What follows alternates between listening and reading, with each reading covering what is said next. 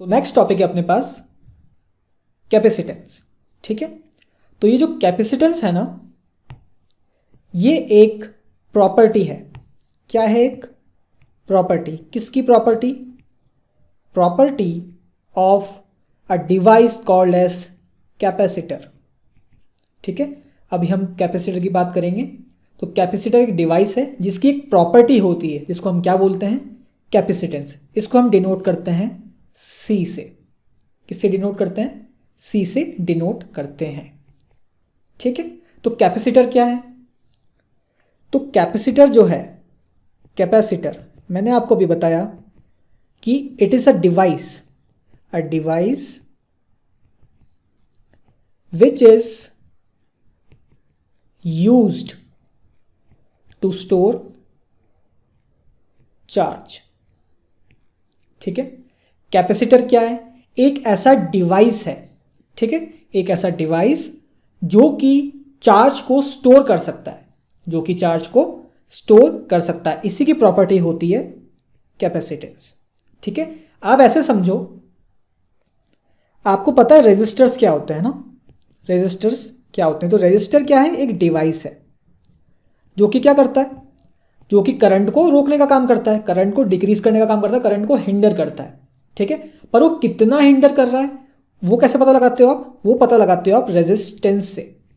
ठीक है ना, कि एक रेजिस्टर का कितना रेजिस्टेंस है। रेजिस्टेंस ज़्यादा है तो करंट को वो ज़्यादा हिंडर करेगा, करंट और कम हो जाएगा, है ना। तो एक रेजिस्टर कितना रेजिस्टेंस है, रेजिस्टेंस ये बताता है कि वो कितनी ज़्यादा एबिलिटी है उसमें करंट को रोकने की। इसी तरह से जो कैपेसिटर होता है वो क्या करता है? चार्ज को स्टोर करता है। तो उसी तरह से कैपेसिटेंस क्या होगा? कितना चार्ज को स्टोर करता है, कितना। जैसे वो कितना रोक पा रहा था रेजिस्टर, उसको रेजिस्टेंस बोलते हैं। तो ये स्टोर करता है चार्ज को, तो कितना स्टोर कर पा रहा है उसको हम क्या बोलेंगे? कैपेसिटेंस। तो आप ऐसे बोल सकते हो कि capacitance it is the ability of the conductor. अभी मैं कंडक्टर बताऊंगा, कंडक्टर में क्यों कह रहा हूं। It is the ability of the conductor to store charge. ठीक है, एक कैपेसिटर में या फिर एक कंडक्टर के अंदर कितनी कैपेसिटी है चार्ज को स्टोर करने की, उसी को क्या बोलते हैं हम? कैपेसिटेंस कहते हैं। इसको डिनोट करते हैं सी से, मैंने आपको बता दिया। ठीक है, अच्छा कंडक्टर क्यों कह रहा हूं मैं यहाँ पर? क्योंकि आपको पता है कि अगर किसी पे चार्ज जा रहा है, किसी पे अगर चार्ज जा रहा है तो ऑब्वियसली वो कंडक्टर भी तो जा रहा होगा ना। वो कंडक्टर भी जा रहा होगा। इंसुलेटर पर जाएगा क्या चार्ज? इंसुलेटर्स तो इलेक्ट्रिसिटी कंडक्ट करते ही नहीं है, चार्ज का कोई मतलब ही नहीं हुआ। कंडक्टर्स भी रहते हैं चार्ज तो इसलिए जो कैपेसिटर होते हैं वो कंडक्टर से बनते हैं। अब ये देखेंगे अपन जाके कि ऐसे बनते हैं कुछ कैपेसिटर्स, है ना, पैरेलल प्लेट्स कैपेसिटर्स, ये अपने कोर्स में है। ठीक है, तो इतनी बात अपने को क्लियर हो गई कि ये कैपेसिटेंस क्या होता है, कैपेसिटर क्या होता है। ठीक है, तो मैंने आपको इतना बता दिया कि स्टोर करते हैं वो चार्जेस को। चार्जेस को स्टोर करने का मतलब क्या है? Y store charge. स्टोर करने का मतलब क्या है? चार्जेस को स्टोर करने से क्या बेनिफिट है? बेनिफिट ये है कि जब आप चार्ज को स्टोर करते हो, इसका मतलब है आप एनर्जी को स्टोर कर रहे हो। किसको स्टोर कर रहे हो? एनर्जी को स्टोर कर रहे हो, इलेक्ट्रिकल एनर्जी को स्टोर कर रहे हो। और किसी आप इलेक्ट्रिकल एनर्जी को स्टोर कर रहे हो तो उसको आप यूज़ कर सकते हो किसी भी अप्लायंस में, है ना, किसी भी अप्लायंस में उसको यूज़ कर सकते हो। तो कैसे चार्ज से कैसे एनर्जी आ गई? देखो ऐसे, आपको पता है जैसे कोई मान लो कि एक ऐसा पॉइंट चार्ज है ना, एक ऐसा पॉइंट चार्ज है प्लस क्यू। ठीक है, इससे कुछ आर डिस्टेंस पर पी पॉइंट है। ठीक है, तो यहां पर इस पॉइंट चार्ज की वजह से कितनी इलेक्ट्रिक फील्ड लग रही होगी? आप बोलोगे सर यहां पर लग रही है इस डायरेक्शन में इलेक्ट्रिक फील्ड इक्वल्स टू के क्यू बाय आर स्क्वायर। ठीक है, ये इलेक्ट्रिक फील्ड लग रही होगी। अब देखना, अगर मैं कोई क्यू नॉट चार्ज इन्फिनिटी से लेके आया, है ना, कोई क्यू नॉट चार्ज में इन्फिनिटी से लेके आया और मैंने यहां पर लाके उसको पुट कर दिया, तो क्या ये चार्ज रिपेल होगा? है ना, दूर भागेगा इससे। इसकी इलेक्ट्रिक फील्ड की वजह से इलेक्ट्रिक फील्ड फोर्स लगाएगी ना, फोर्स इस पे q into E, q not into E इस पे फोर्स लगाएगी। ठीक है, अगर ये फोर्स लगा रही है और ये शिफ्ट हो रहा है, तो फोर्स इंटू शिफ्ट मतलब वर्क कर रहा है ये कुछ इलेक्ट्रिक फील्ड। इस इलेक्ट्रिक फील्ड, ये जो इलेक्ट्रिक फील्ड यहाँ पर थी, उसने इस चार्ज को जो क्यू नॉट है उसको डिस्प्लेस कर दिया। डिस्प्लेस कर दिया मतलब वर्क कर दिया। वर्क कर दिया इसका मतलब है वर्क कौन कर सकता है? जिसमें एनर्जी हो। तो हम बोल सकते हैं कि इलेक्ट्रिक फील्ड जो होती है it's a type of energy, it's a type of energy. ठीक है, इलेक्ट्रिक फील्ड के अंदर एनर्जी स्टोर होती है, क्योंकि उसके अंदर अगर आप कोई भी चार्ज लाके रख दोगे तो वो रिपल्शन या अट्रैक्शन फेस करता है, जिससे वो डिस्प्लेस होता है। डिस्प्लेस अगर किसी बॉडी का कोई अगर इलेक्ट्रिक फील्ड उसको डिस्प्लेस कर पा रही है तो ऑब्वियसली इलेक्ट्रिक फील्ड के अंदर कुछ एनर्जी प्रेजेंट है, जब भी तो वो डिस्प्लेस कर पा रही है। ठीक है, तो एनर्जी, तो कुल मिला के आपने कैपेसिटर से चार्ज को क्या कर दिया? स्टोर कर दिया। और चार्ज की वजह से क्या आई? Electric field I. और इलेक्ट्रिक फील्ड की वजह से क्या आया? एनर्जी आई। और इसी एनर्जी को आपको यूज करना है। तो आप वापस मुझसे बोलोगे कि सर एनर्जी से मतलब था तो बैटरी क्यों नहीं यूज करी? बैटरी में भी तो एनर्जी होती है। मैं बोलूँगा बिल्कुल ठीक बात। तो कैपेसिटर और बैटरी दोनों में एनर्जी होती है। ठीक है, फिर कैपेसिटर बनाने की ज़रूरत क्यों पड़ी? क्योंकि देखो डिफरेंस क्या है। अगर मैं कैपेसिटर और बैटरी की डिफरेंसेस की बात करूं तो यहाँ पर मैं बैटरी लिख देता हूँ, यहाँ पर मैं कैपेसिटेंस लिख देता हूँ। ठीक है, ये बीच में मैंने डिस्टिंक्शन बना दी। ठीक है, तो मैं बोल रहा हूँ कि दोनों के पास एनर्जी स्टोरेज है ना, दोनों एनर्जी स्टोर करके रखते हैं। इसके पास भी एनर्जी, इसके पास भी एनर्जी। यहाँ तक तो बात क्लियर है। फिर आपने वही सवाल मुझसे वापस पूछा कि एनर्जी दोनों में है तो दिक्कत क्या है? दिक्कत है सप्लाई में। किस में? सप्लाई।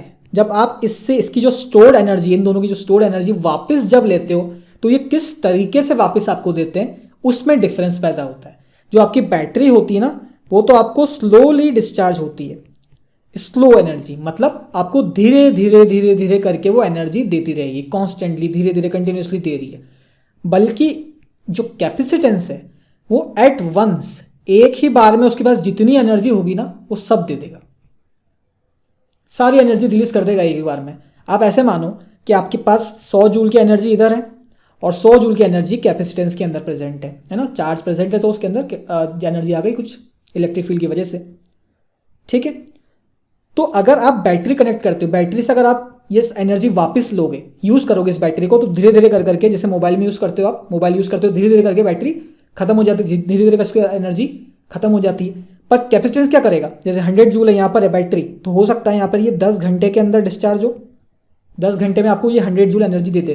पर ये क्या करेगा? With in fraction of seconds, with in fraction of seconds आपको ये टोटल एनर्जी दे देगा, with in fraction of seconds. मतलब 1 सेकंड में लगता है इसको 100 जूल देने में, ये 10 घंटे में 100 जूल दे रहा है बैटरी। ये कुछ ही सेकंड, मतलब फ्रैक्शन ऑफ सेकंड के अंदर ही 100 जूल दे रहा है। आप ऐसे समझो कि एक आदमी है, ठीक है, आपने इसको एक बार, केस ए अपन ले रहे हैं, तो इसके अंदर आपने इसको करंट देना स्टार्ट करा। मैं आपको बता रहा हूँ कि कोई भी चीज़ जल्दी देने में और एकदम से देने में क्या डिफरेंस होता है।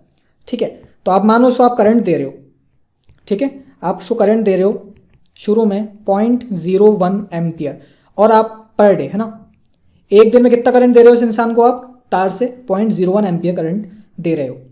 ठीक है, तो आप कितना इसको करंट दे रहे हो? 0.01 एम्पियर पर डे इसको करंट दे रहे हो। और ऐसे करते करते आप 100 दिन तक, 100 डेज तक इसको आप करंट देते रहे, तो कितना करंट आपने टोटल दे दिया?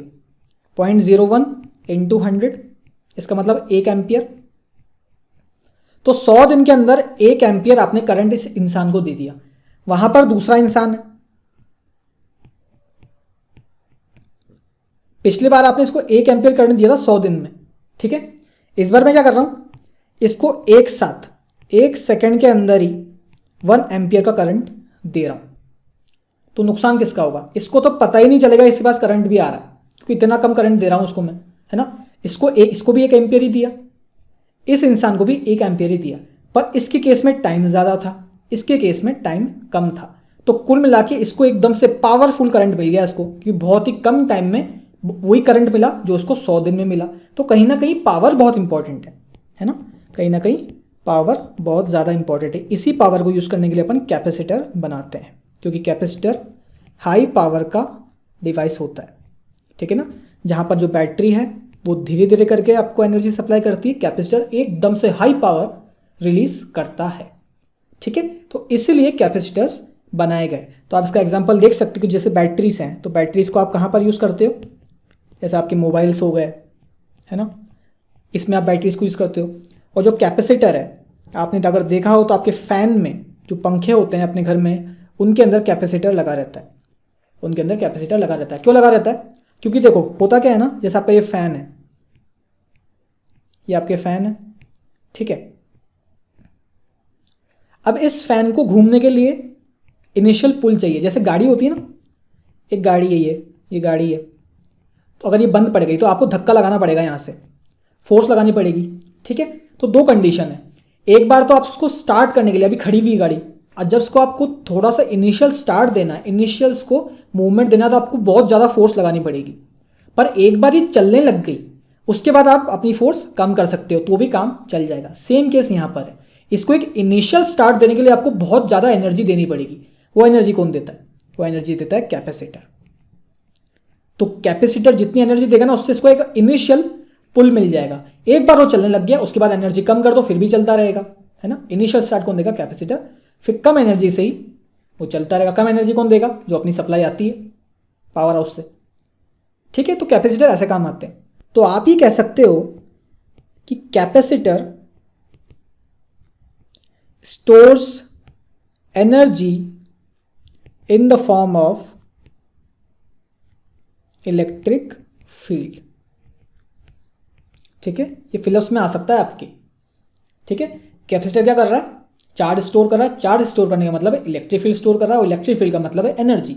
तो आप सिंपली बोल सकते हो capacitor stores energy in the form of electric field. क्या बात समझ में आ गई? तो यहां तक तो अपनी चीजें क्लियर है। अब आप बोलोगे सर आपने पढ़ाया तो बढ़िया, पर इसका मतलब तो ये हुआ कि अगर मैंने मान लो कि ऐसा कंडक्टर लिया, कोई मैंने एक होलोस्फेयर कंडक्टर ले लिया। ये क्या है? Metal hollow sphere. ठीक है, होलोस्फेयर मेटल। अब मैं आपको बोल रहा हूं कि सर यहां पर एक पॉइंट पी लो, ठीक है, और इस पे चार्ज मैंने दे दिया क्यू। तो ई पी अगर मैं निकालूंगा तो कितना आएगा? आप बोलोगे कि डिस्टेंस आर है, तो K Q by R square. और V at P, potential at P कितना आएगा? K Q by R. आपको फॉर्मूला याद होनी चाहिए, है ना। Electric field due to a sphere K Q by R square, और potential due to hollow sphere K Q by R. तो आपने बोला सर मैं पी पॉइंट की बात कर रहा हूं, तो अगर मैं क्यू को बढ़ा दूं, अगर मैं क्यू को बढ़ा दूं तो इलेक्ट्रिक फील्ड भी बढ़ जाएगी और पोटेंशियल भी बढ़ जाएगा। कैसे? क्यू को मैंने बढ़ाया तो ये कांस्टेंट आर कांस्टेंट, क्योंकि मैं पी पॉइंट की बात कर रहा हूं इसलिए मेरा आर कांस्टेंट है, इसमें भी के कांस्टेंट आर कांस्टेंट। मतलब जैसे जैसे मैं क्यू को बढ़ाऊंगा वैसे वैसे मेरी इलेक्ट्रिक फील्ड बढ़ेगी, जैसे जैसे मैं क्यू को बढ़ाऊंगा वैसे वैसे मेरा पोटेंशियल बढ़ने लगेगा।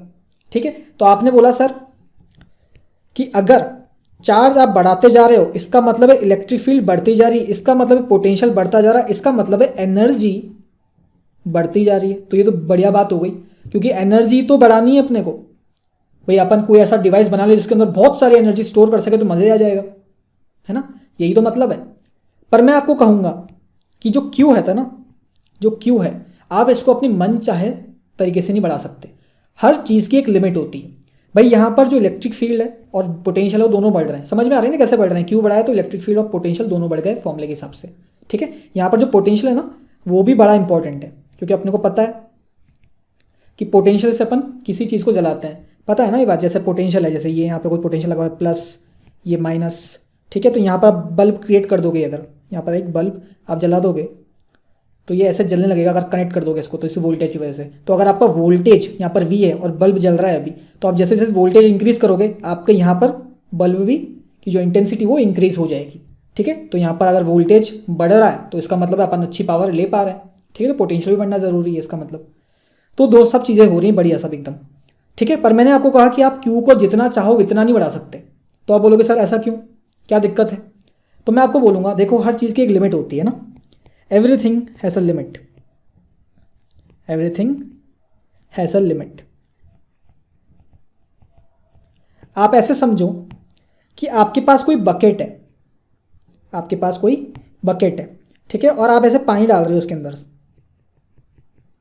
उसके अंदर पानी डाल रहे हो, ठीक है। और मैं आपको बोल देता हूँ ये 10 लीटर का इसकी कैपेसिटी है, तो आप इसमें पानी डालते जाओ डालते जाओ डालते जाओ, एक बार ये यहाँ तक भर जाएगा, उसके बाद क्या 10 लीटर से ज़्यादा भर पाएगा ये? नहीं।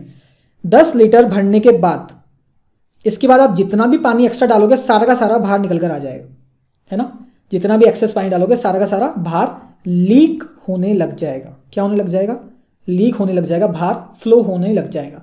मतलब इसकी कैपेसिटी कितनी है? सिर्फ 10 लीटर है, तो 10 लीटर से ज़्यादा स्टोर नहीं कर सकता। आप कितना भी पानी डाल लो उसके अंदर, आपने 20 लीटर डाला, 100 लीटर डाला, 1000 लीटर डाला, पर ये कितना स्टोर कर सकता है? 10 लीटर ही स्टोर कर सकता है। सेम केस है कंडक्टर के साथ। हमने अभी पढ़ा था ना, जो कैपेसिटर है वो कंडक्टर से बनता है। तो किसी बॉडी पे कोई एक कंडक्टर है, कोई कंडक्टर है ये, तो सेम चीज़ होती है। अगर आप इस पर चार्ज देते जाओगे ना, चार्ज देते जाओगे, तो एक कंडीशन ऐसी आएगी कि ये बोल देगा आपको बस अब मेरी कैपेसिटी फुल हो गई है, अब इससे ज़्यादा चार्ज में नहीं ले सकता, ठीक है। क्यू मैक्स होने के बाद वो मना कर देगा आपको कि अब इससे ज़्यादा चार्ज में नहीं ले सकता।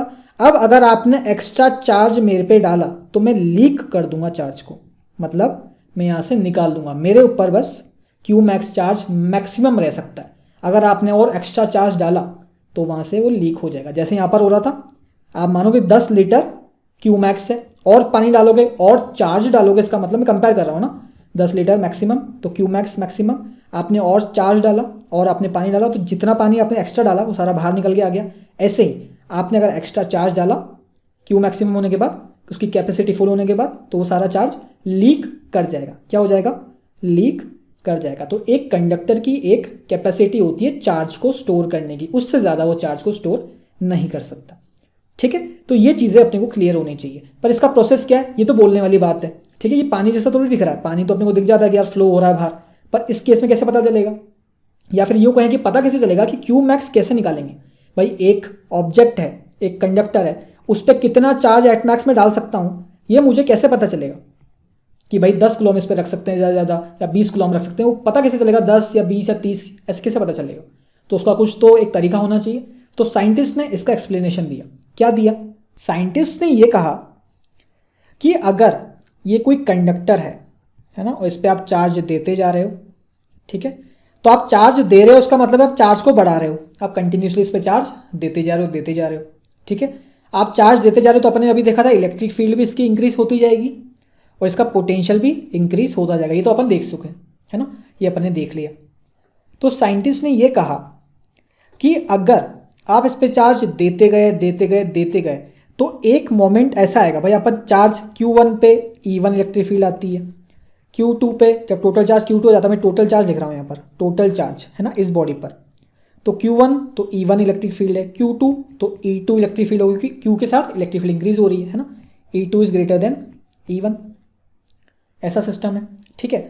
वो बोल रहे हैं कि ऐसा जब आप चार्ज रख दोगे Q मैक्स, क्या चीज़? Q मैक्स, तब आपकी इलेक्ट्रिक फील्ड की वैल्यू कितनी आएगी? 3 × 10⁶ वोल्ट पर मीटर। साधारण भाषा में क्या बात है कि आप जब इतना चार्ज एक कंडक्टर पे दे दो कि जो इलेक्ट्रिक फील्ड वो प्रोड्यूस करे उसकी वैल्यू इतनी हो जाए, ठीक है। वैल्यू बता दी मैंने आपको, स्पेसिफिक वैल्यू, है ना। ये एयर के लिए बात कर रहे हैं अपन कि ये कंडक्टर जो है एयर में रखा है ना, एयर के अंदर ये कंडक्टर रखा हुआ है। तो अगर आपने एयर के अंदर कंडक्टर रख रखा है और उस पर आप चार्ज देते जा रहे हो देते जा रहे हो देते जा रहे हो, तो होगा क्या कि एक मोमेंट ऐसा आएगा कि आपने क्यू इतना इंक्रीज कर दिया कि ई जो है वो 3 × 10⁶ वोल्ट पर मीटर की वैल्यू हो गई। यही चार्ज मैक्सिमम चार्ज होता है, यही चार्ज मैक्सिमम चार्ज होता है। तो इसका मतलब यह है कि इस चार्ज के बाद, मतलब इलेक्ट्रिक फील्ड जब आपकी 3 × 10⁶ वोल्ट पर मीटर हो जाएगी, उस टाइम आपका जो चार्ज होगा वो होगा क्यू मैक्स, है ना। इतनी इलेक्ट्रिक फील्ड जिस चार्ज की वजह से लगी वो होगा आपका क्यू मैक्स। और क्यू मैक्स के बाद अगर आप कुछ, जैसे आपने क्यू मैक्स है ना, तो मान लो क्यू मैक्स हो गया इस कंडक्टर पे और उसकी वजह से इलेक्ट्रिक फील्ड यहाँ पर कितनी आ गई? 3 × 10⁶ आ गई। इसके बाद इस पर आप कोई चार्ज डालोगे, मान लो आपने Q1 इसमें ऐड कर दिया, तो ये कहा कि क्यू मैक्स ही रहेगा फिर कांस्टेंट। जितना भी आप एक्स्ट्रा चार्ज डालोगे ना, वो वैसे ही जैसे पानी फ्लो हो रहा था ना, बिल्कुल वैसे ही बाहर निकल जाएगा, लीक हो जाएगा। कुल मिला के क्या हो जाएगा? लीक। तो उनका कहने का मतलब ये था कि एट मैक्स इलेक्ट्रिक फील्ड कितनी हो सकती है? 3 × 10⁶ ही हो सकती है। ठीक है, ये वैल्यू कहाँ से आई? ये वैल्यू आई आयोनाइजेशन ऑफ एयर से। किससे? आयोनाइजेशन ऑफ एयर से। आयोनाइजेशन ऑफ एयर से होता क्या है कि जैसे आप मानो आपके पास ये स्फेयर है, ठीक है, होलोस्फेयर, इस पे आपने चार्ज दे रखा है Q, ठीक, और अपन बिल्कुल देखो ऐसा है ना कि जितना अपन कंडक्टर, ये कंडक्टर है, इस पे चार्ज Q है, जितना अपन कंडक्टर के पास होंगे उतनी ज़्यादा इलेक्ट्रिक फील्ड होगी, ये तो सब मानते हैं, है ना, जितना अपन चार्ज बॉडी के पास उतनी ज़्यादा इलेक्ट्रिक फील्ड। तो अगर इसमें इस पर बात करूँ, इस P पॉइंट पर बात करूँ मैं, तो कुछ इलेक्ट्रिक फील्ड लग रही होगी, इसकी वजह से कुछ इलेक्ट्रिक फील्ड लग रही होगी। ठीक है, अब ये एयर लिखा था मैंने यहाँ पर, एयर है, एयर का मतलब इस P पॉइंट पर कुछ ना कुछ होगा। तो P पॉइंट को मैंने इतना बड़ा कर दिया कि मुझे एटम दिखने लग गया। क्या दिखने लग गया? एटम दिखने लग गया। ठीक है, ये एटम मुझे दिख रहा है। बीच में आपका न्यूक्लियस है, बीच में आपका न्यूक्लियस है, इलेक्ट्रिक फील्ड लग रही है E, है ना, उस मेटल स्फीयर की वजह से, इस मेटल स्फीयर की वजह से इस P पॉइंट पर, P मैंने बहुत बड़ा कर दिया, तो ये P पॉइंट दिख रहा है आपको, है ना। यहाँ पर होगा एक इलेक्ट्रॉन, यहाँ पर क्या होगा? एक इलेक्ट्रॉन, क्योंकि एयर है ना, तो एयर के कुछ एटम होंगे।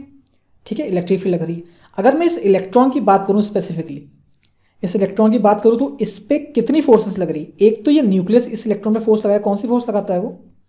Force, nuclear force, strong nuclear force जो न्यूक्लियस लगाता है इलेक्ट्रॉन पे, जिससे वो बंधा रहता है।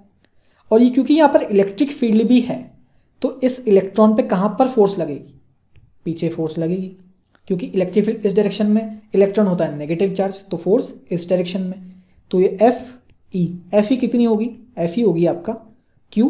क्यू क्या है आपका इस बार? जैसे क्यू ई होता है ना, तो क्यू क्या है? E into E. क्यू क्या है आपका? इलेक्ट्रॉन है, तो ई इंटू इलेक्ट्रिक फील्ड, ये वाली इलेक्ट्रिक फील्ड। ठीक है, तो इस इलेक्ट्रॉन की अगर मैं बात करूं तो देखो, ये आपका इलेक्ट्रॉन है, ये आपका इलेक्ट्रॉन यहाँ बैठा हुआ है। एक बार यहाँ पर आपकी क्या लग रही है?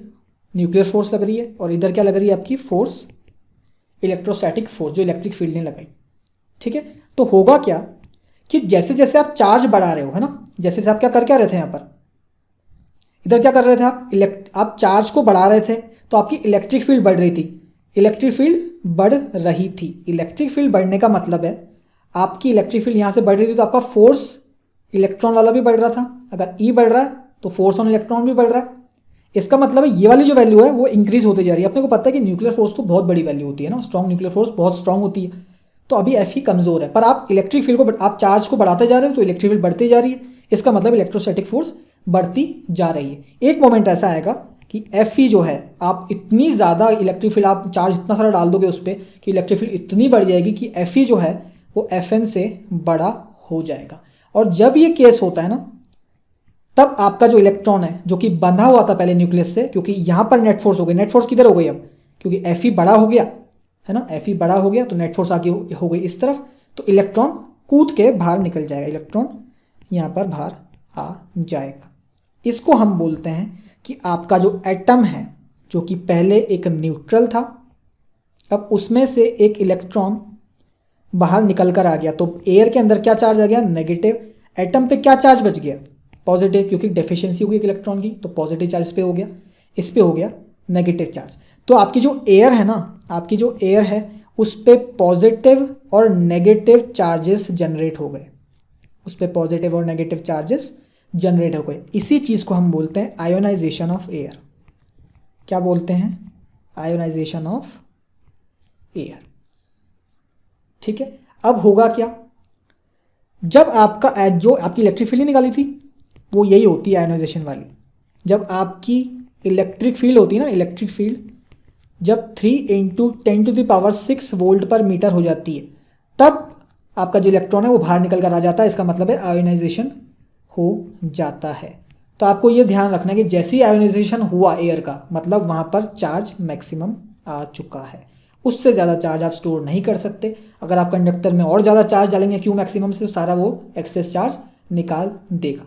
तो कंडक्टर के अंदर पहले चार्ज इंक्रीज होता जा रहा था, फिर क्यू मैक्स हो गया वो, उसके बाद कांस्टेंट हो गया, जो कि क्यू मैक्स ही रहेगा, एक्सेस चार्ज सारा बाहर निकालता रहेगा। क्या बात समझ में आ रही है? तो हम ऐसा बोल सकते हैं कि ionisation, at ionisation of air कब होती है? ये electric field is equal to 3 × 10⁶ charges maximum, charges maximum. तो इसका मतलब ये हुआ कि हम मर्जी से, अपनी मर्जी से कितना भी चार्ज किसी कंडक्टर को नहीं दे सकते, कितना भी चार्ज किसी कंडक्टर को नहीं दे सकते। एक लिमिट होती है, जब तक आयोनाइजेशन ऑफ एयर नहीं होता जब तक चार्ज बढ़ता जाएगा, जैसी एयर आयोनाइज हुई चार्ज कांस्टेंट। क्या बात समझ में आ गई? तो ये चीज़ें हो गई हैं, ठीक है। अब आपकी जो इलेक्ट्रिक फील्ड होती है ना, जैसे मैं इलेक्ट्रिक फील्ड का फॉर्मूला लिखूँ तो क्या होता है, वो के क्यू बाय आर स्क्वायर होता है, ठीक है, के क्यू बाय आर स्क्वायर होता है। तो अगर आपको चार्ज को इंक्रीज ही करना है, आपको स्टोर ज़्यादा करना है चार्ज को, है ना, क्योंकि अपने इलेक्ट्रिक फील्ड तो क्या रखनी है, आप कांस्टेंट रखनी है। अगर आयोनाइजेशन नहीं करा तो मान लो 3 × 10⁻⁶ से थोड़ी सी कम रखनी है। फिर भी आपको चार्ज को बढ़ाना है, फिर भी आपको चार्ज ज़्यादा स्टोर कराना है, तो आपको करना क्या पड़ेगा, आपको आर को क्या करना पड़ेगा, ज़्यादा करना पड़ेगा, आपको आर को ज़्यादा करना पड़ेगा, ताकि कैपेसिटी जो है वो इंक्रीज़ हो जाए, कैपेसिटी जो है वो इंक्रीज़ हो जाए, और इलेक्ट्रिसिटी या जो आपका इलेक्ट्रिक फील्ड है वो कांस्टेंट रहे, ठीक है। तो एक क्वेश्चन इस पर ऐसा कर सकते हैं अपन कि अगर आपको किसी बॉडी पर, आपको पता है कि एक ऐसा, जैसे मैं आपको क्वेश्चन देता हूँ एक, कि एक ये मेटल स्फेयर है, हॉलो मेटल स्फेयर है, ठीक है, किसी आर रेडियस का, किसी आर रेडियस का। मैं आपको बोल रहा हूँ कि इस पे चार्ज मैं मैक्सिमम 1 कूलॉम दे पाया, मैंने चार्ज देना स्टार्ट करा इस पे 0.1 0.2 0.3 करके, और 1 कूलॉम तक ही गया, मतलब इसका क्यू मैक्स क्या आया, 1 कूलॉम ही आया। मैं बोल रहा हूँ कि 1 कूलॉम से ज़्यादा मैं थोड़ा सा और चार्ज देने की कोशिश करता हूँ तो ये सारा लीक कर देता है, ये लीक कर देता है। तो आपसे वो आर पूछ रहा है कि आर की वैल्यू बता दो कि आर क्या है। तो कैसे निकालोगे, अपने को पता है कि अगर क्यू मैक्स है तो उस टाइम पे इलेक्ट्रिक फील्ड कितनी होगी, 3 × 10⁻⁶ वोल्ट पर मीटर होगी। ये वैल्यू आपको याद रखनी है, ठीक है। अगर क्यू मैक्स गिवन है, 1 कूलॉम आपको क्यू मैक्स गिवन है, तो आपको इलेक्ट्रिक फील्ड की वैल्यू भी ऑटोमेटिकली गिवन है। तो कितना चार्ज लगता है यार, अपने को पता है इलेक्ट्रिक फील्ड मैक्सिमम कहाँ पे लगेगी, बिल्कुल इस सरफेस के यहाँ पर, क्योंकि जितना दूर जाएंगे इलेक्ट्रिक फील्ड कम होती जाएगी। तो मैक्सिमम इलेक्ट्रिक फील्ड कहाँ होगी, बिल्कुल क्लोजेस्ट टू सरफेस। तो मैं मान सकता हूँ कि सरफेस पे, तो के क्यू बाय आर ही डिस्टेंस है वो। तो मैं कह सकता हूँ कि अगर ये जो मेटल स्फेयर है इसके सरफेस पे कितनी इलेक्ट्रिक फील्ड लगती है, के क्यू बाय आर स्क्वायर लगती है। वो किसके बराबर होनी चाहिए, 3 × 10⁻⁶ के बराबर होनी चाहिए, जब यहाँ पर क्यू मैक्सिमम मैं लूँगा। क्यू मैक्सिमम की वैल्यू मुझे गिवन है कितनी, 1 कूलॉम। तो यहाँ से आप निकाल सकते हो के की value 9 × 10⁻⁹ upon R square into Q max कितना है, 1 कूलॉम, इज इक्वल्स टू 3 × 10⁻⁶। तो यहाँ से आपके पास वैल्यू आ जाएगी, ये 10⁻⁶ से 10⁻⁶ गया और यहाँ पर बच गया 3। तो आर स्क्वायर की आपके पास वैल्यू आई 3 नहीं कितनी आई, हाँ यहाँ सीधे 3 कट गया, तो ये आपके पास 3 × 10⁻3। तो आपके पास जो आर स्क्वायर की वैल्यू आई वो आई 3 × 10⁻3 मीटर स्क्वायर, ये आई। इसको अगर आप जब सॉल्व करोगे ना तो आपके पास लगभग आंसर आएगा 55 मीटर्स। कितना आएगा, 55 मीटर्स, ठीक है। अगर आपको पता हो, आइडिया हो थोड़ा सा, तो आपको जान के हैरानी होगी कि जो आर 55 मीटर ना, 55 मीटर जो लेंथ होती है एक एरोप्लेन की लेंथ होती है। किसकी लेंथ होती है, एरोप्लेन की। आप एरोप्लेन देखते हो कितने बड़े बड़े होते हैं, उनकी जो लेंथ होती है ना वो कितनी होती है, 55 मीटर्स की होती है। तो आप सोच रहे हो अगर मुझे 1 कूलॉम चार्ज को स्टोर कराना है किसी बॉडी पे, किसी मेटल स्फीयर पे, तो उसका रेडियस कितना लेना पड़ेगा, एक एरोप्लेन के बराबर इतना रेडियस लेना पड़ेगा। तो कितना बड़ा ऑब्जेक्ट हो जाएगा वो, बहुत बड़ा ऑब्जेक्ट हो जाएगा। तो ये प्रैक्टिकली फिजिबल चीज़ें नहीं है, प्रैक्टिकली इम्पॉसिबल है ना, प्रैक्टिकली इम्पॉसिबल, ठीक है। तो कुछ और तरीका ढूंढना पड़ेगा, वो हम आगे देखेंगे। तो इतनी बात समझ में आ गई हमको। तो नेक्स्ट टॉपिक है डिस्चार्जिंग एट शार्प पॉइंट्स। बहुत ही जो पॉइंटेड चीज़ें होती हैं ना, उस पर डिस्चार्ज कैसे होता है, उस पर चार्ज कैसे डिस्चार्ज कर जाता है, उसके बारे में डिस्कस करना है। और इसका एक टर्म भी आएगी जिस टर्म ने आपको पूरे साल भर से परेशान करके रख रखा है, और 2021 की आप उम्मीद में अभी भी बैठे हैं, ठीक है।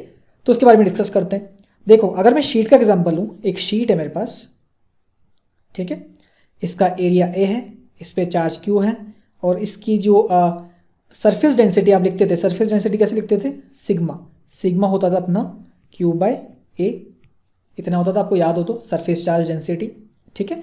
तो अगर मुझे किसी पॉइंट पर, इस शीट की किसी पॉइंट पर मुझे इलेक्ट्रिक फील्ड निकालनी हो तो कैसे निकालता था मैं, इलेक्ट्रिक फील्ड का फॉर्मूला मुझे याद है, क्या होता था, सिग्मा अपॉन एप्सिलॉन नॉट, या फिर आप लिख सकते हो sigma is equals to Q by a, तो लिख सकते हो आप क्यू बाय टू नहीं ए एप्सिलॉन नॉट।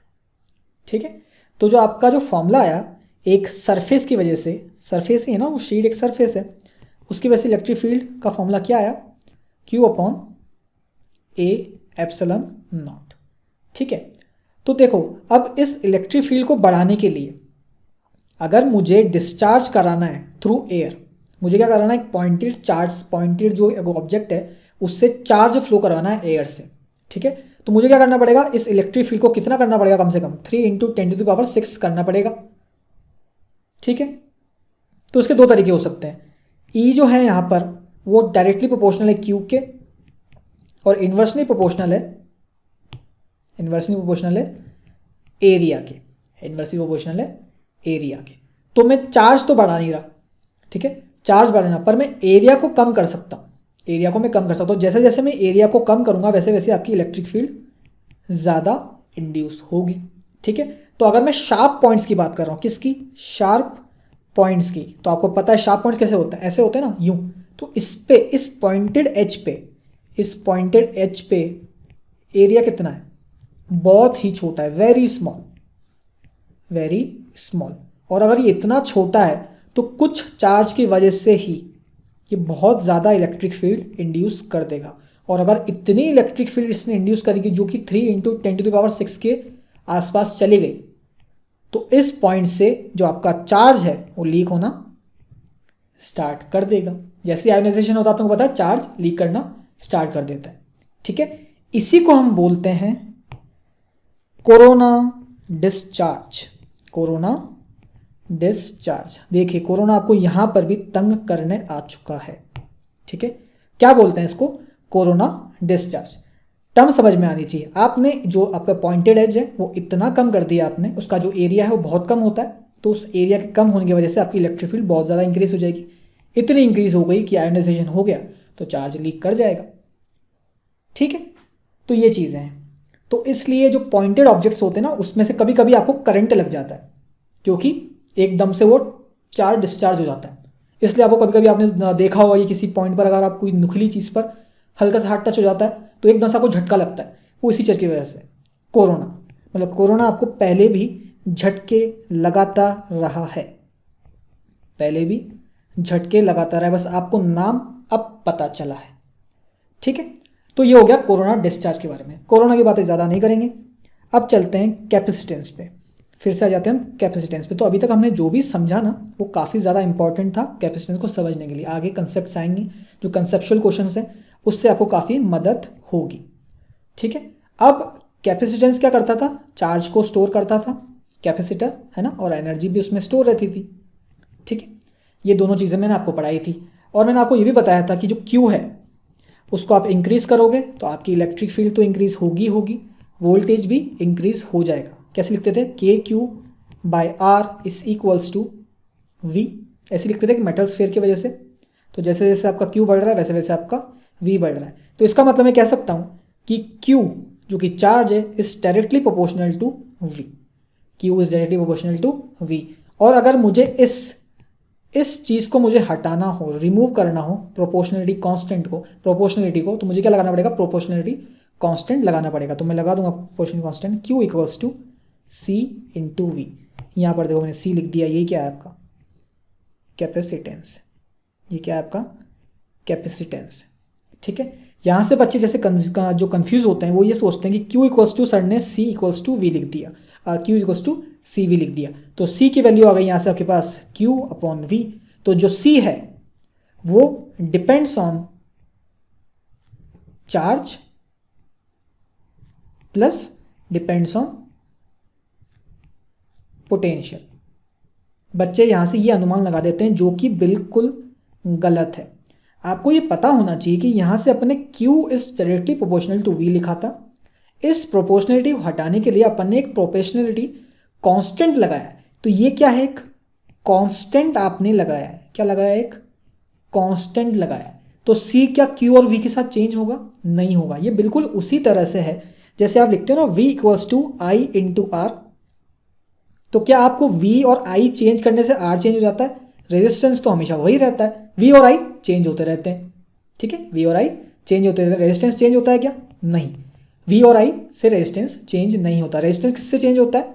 लेंथ से चेंज होता है, उस वायर के एरिया से चेंज होता है, ठीक है, इससे रेजिस्टेंस चेंज होता है। V और I से, वोल्टेज और करंट से रेजिस्टेंस चेंज नहीं होता है। इसी तरह से जो आपका कैपेसिटेंस है ये ज्योमेट्रिकल चीज़ों से चेंज होता है, जैसे इसका एरिया होगा, डिस्टेंस बिटवीन टू चार्जेस है, वो सब कुछ हम आगे पढ़ेंगे। तो आपको बस अभी ये याद रखना है कि ये चार्ज और वोल्टेज पे डिपेंड नहीं करता आपका कैपेसिटेंस, ठीक है, जो कि मतलब एक फ्रीक्वेंट गलती जो बच्चे करते हैं यहाँ से, क्योंकि C की वैल्यू निकाल लेते हैं Q बाई V और Q बाई V, ठीक है। आपको पता होना चाहिए कि ये जो प्रोपोर्शनलिटी हटा के आपने कांस्टेंट लगाया तो वो चेंज नहीं हो सकता, ठीक है।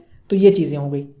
अच्छा, अब Q इक्वल्स टू CV आ गया आपके पास, तो इसका मतलब है कि अगर आपको कैपेसिटेंस बढ़ाना हो तो आपके पास तरीका क्या है? आप चार्ज को बढ़ाओगे तो वोल्टेज अपने आप बढ़ेगा, तो फिर से जो आपका कैपेसिटेंस है वो सेम हो जाएगा। आपने चार्ज बढ़ाया, वोल्टेज बढ़ गया, फिर से वापस आपका कैपेसिटेंस सेम। मतलब ऐसे मान लो 2 आपके पास पहले चार्ज था और 2 ही वोल्टेज था, तो आपने चार्ज बढ़ाया तो 4 कर दिया, वोल्टेज भी क्या हो गया? नहीं 4।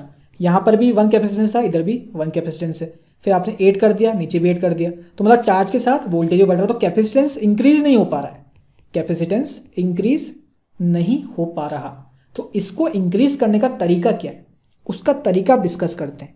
तो कैपेसिटेंस की डेफिनेशन क्या होगी? कैपेसिटर की मैंने डेफिनेशन आपको लिखवा दी थी, है ना, डिवाइस है वो। तो कैपेसिटेंस की एक, क्योंकि अपने पास फॉर्मूला आ गया, क्या है formula? Q equals to CV, या आप लिख सकते हो C equals to Q by V, आपके पास फॉर्मूला आ गया। तो इससे एक डेफिनेशन बना सकते हैं अपन। क्या बोल सकते हैं? अगर मैं V को, जो वोल्टेज है आपका, उसको मैं 1 कर दूं तो आपके पास C कितनी वैल्यू आएगी? Q के बराबर आ जाएगी। तो इससे अपन एक डेफिनेशन लिख सकते हैं। क्या लिख सकते हैं?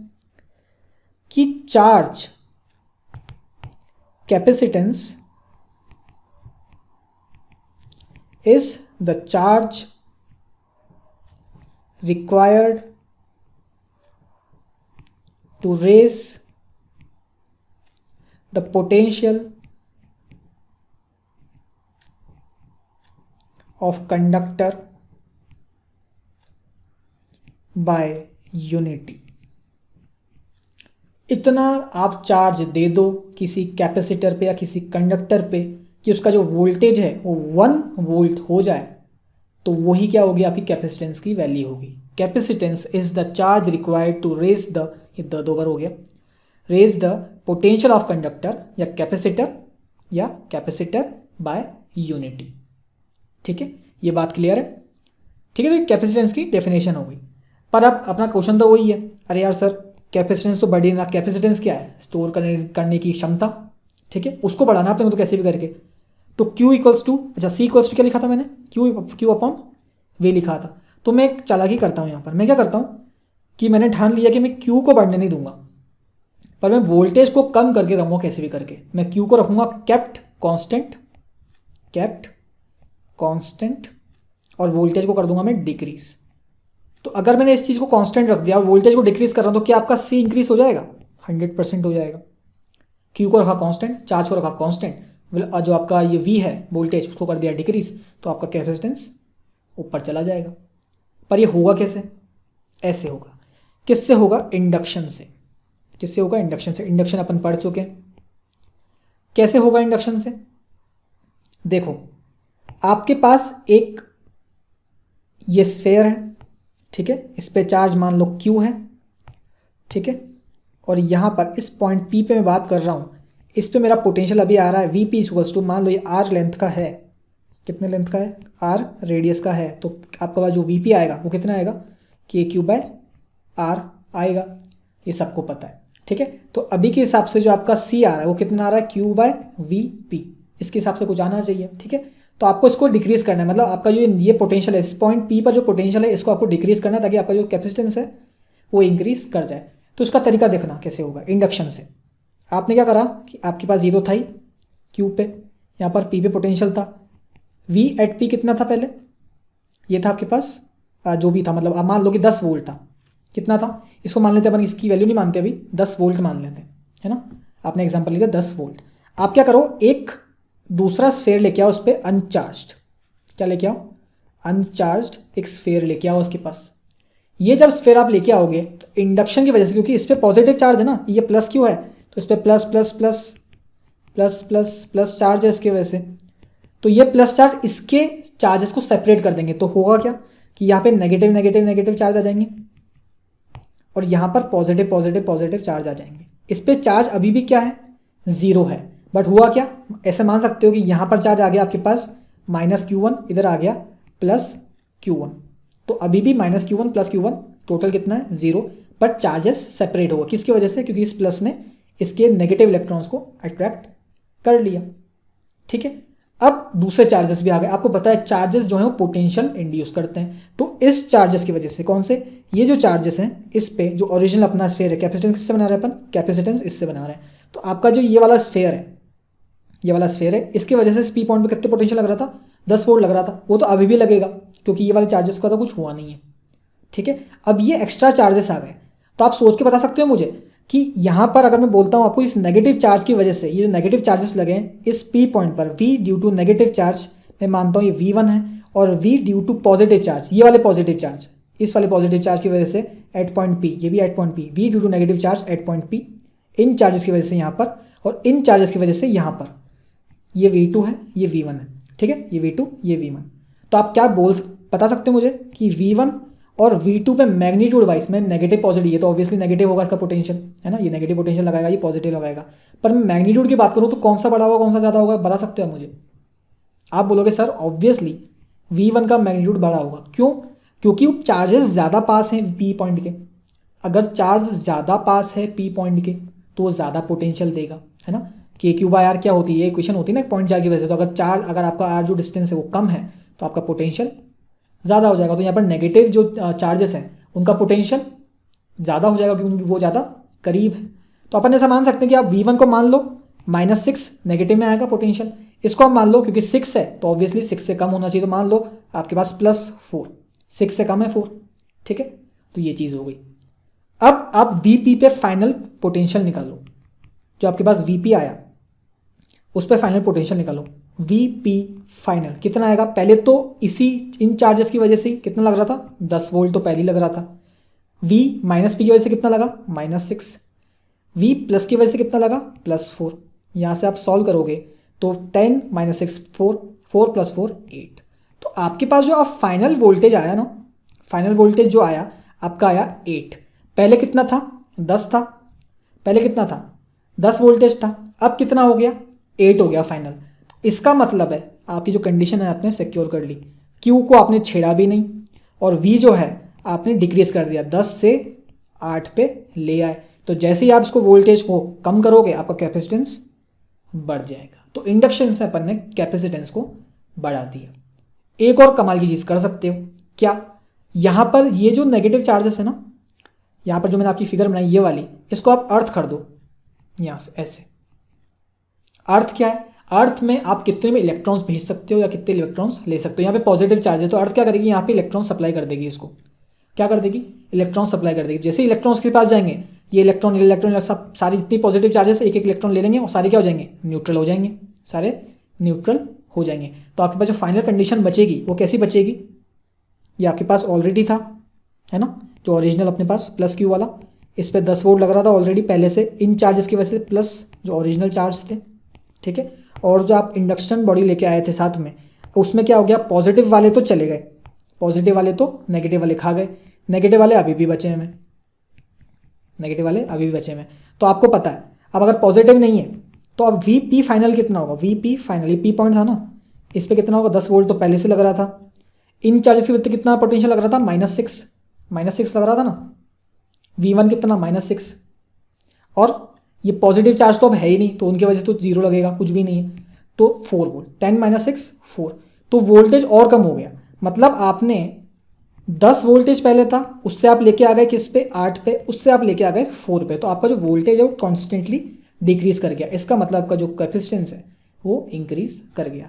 तो ऐसे अपन ने इंडक्शन मेथड से वोल्टेज को कम कर दिया और कैपेसिटेंस को बढ़ा दिया। क्या बात समझ में आई? तो ये कैपेसिटेंस की एक बेसिक सी थ्योरी है जो कि आपको जानना बहुत ज़रूरी है, ठीक है। अच्छा, यूनिट क्या होती है कैपेसिटेंस की? कैपेसिटेंस की यूनिट क्या होती है? आपको पता है capacitance equals to Q by we.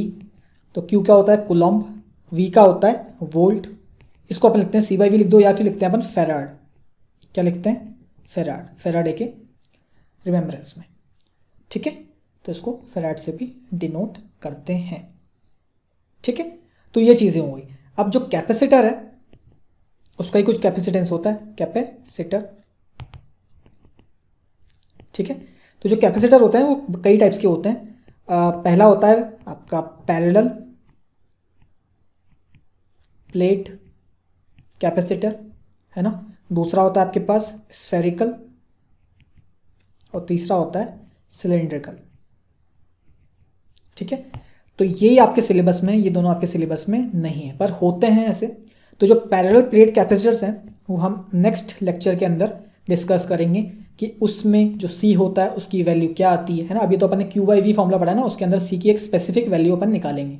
वो कितनी एनर्जी स्टोर कर रखता है, उसका क्या कॉन्फ़िगरेशन होता है, क्या चीज़ें, चार्ज कैसे करते हैं कैपेसिटर पे। चार्ज तो अपन बोल दिया चार्ज स्टोर करता है, पर चार्ज लेके कैसे आओगे कैपेसिटर पे, वो चीज़ें हम अगले लेक्चर के अंदर डिस्कस करेंगे, ठीक है। तो आज के लिए बस इतना ही, मिलते हैं नेक्स्ट वीडियो के अंदर, तब तक के लिए गुड बाय।